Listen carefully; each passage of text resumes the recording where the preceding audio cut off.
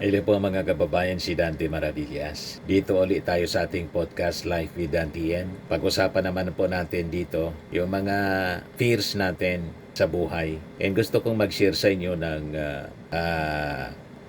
Bible verse na pwedeng magpakalma sa atin po. Siguro kung ano-anong iniisip natin, maybe our future, hindi sigurado ang ating pakiramdam about finances, about sa ating mga anak, yung future nila, kung anong bumabagabag sa ating buhay mga kababayan.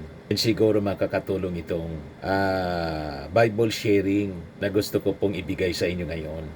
This is from Isaiah 41 verse 10. Sabi diyan, "So do not fear, for I am with you. Do not be dismayed, for I am your God. I will strengthen you and help you. I will uphold you with my righteous right hand."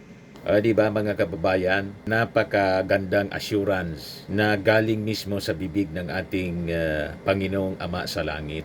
Huwag pala tayo dapat nag-aalala. Pag tayo matakot, fear not. Kasi lagi siyang nandiyan sa atin. Lagi siyang nagmamasidlang sa atin. At siyang magbibigay sa atin ng lakas. Di ba po? So, fear can overwhelm us. But God's presence po give us courage. Yung kanyang promises ay nandiyan po. Ang Diyos naman pag nag-promise sa atin, hindi tulad ng promise ng tao. Most of the time po hindi natutupad.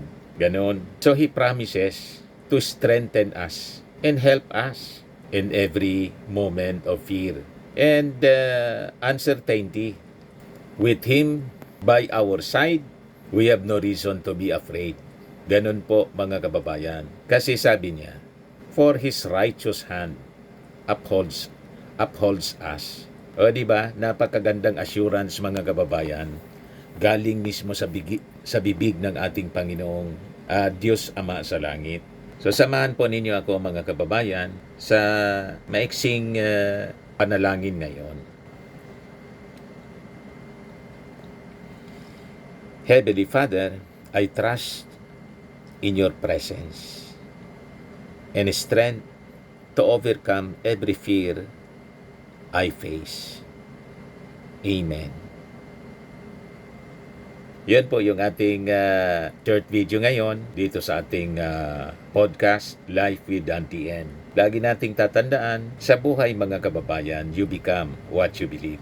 Bye-bye po. God bless.